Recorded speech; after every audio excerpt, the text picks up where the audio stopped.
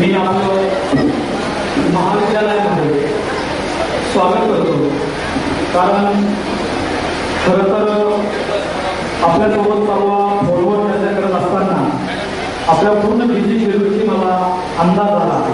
त्यातही मला शासन बघतो की आपण येता की नाही येता, परंतु ते जवळपास 1 तासापूर्वीच महाविद्यालयामध्ये आलेले होते.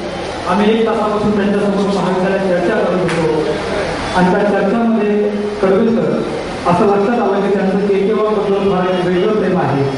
आणि त्यांनी मला आता इतक्याच गाडीमध्ये हेही सांगितलं की केकेवा या नावामुळे मी या ठिकाणी आलो, म्हणून मी तुमचं पुन्हा एकदा महाविद्यालयाच्या वतीने स्वागत करतो. आमच्या महाविद्यालयामध्ये मागच्या वर्षीपर्यंत युजी लेवलपर्यंत फक्त कोर्सेस चालवले जात होते. या वर्षीपासून मात्र महाविद्यालयामध्ये पीजीचे कोर्स आम्ही सुरू केलेले आहेत. आणि सर्वप्रथम मुलांना आव्हान करणार आहे की त्यांनी सर्वच लक्षात घ्या आणि व्यासपीठामध्ये जे मान्यवर उपस्थित आहेत पालक आहेत त्यांना मी आव्हान करतो की 2013-14 पासून आपण महाविद्यालयामध्ये MCA कॉमर्स नंतर हा नवीन कोर्स सुरू करणार आहोत. 7ची इंटेक आहे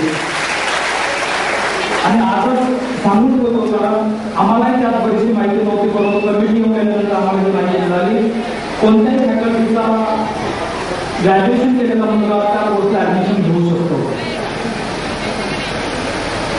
तर या वर्षी आम्ही महाविद्यालयाची वाटपाट सुरू केल्यानंतर खरं तर इतक्या मोठ्या महाविद्यालयाचे सूत्र हाती घेतल्यानंतर मुलं साथ देतील, स्टाफ साथ देईल की नाही देईल अशी अनेक शंका आणि भीती माझ्याकडे होत्या.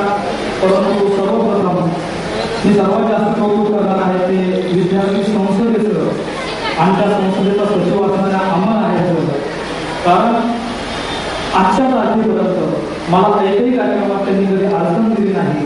प्रत्येक कामामध्ये हिरारीने भाग घेतला आणि या कॉलेजचं नाव लौकिक करण्यात, नाव मोठं करण्यात विद्यार्थी संसद म्हणजेच पर्याय तुमचाही सिंहाचा वाटा आहे. सर्वप्रथम प्रामाणिकपणे कबूल करतो.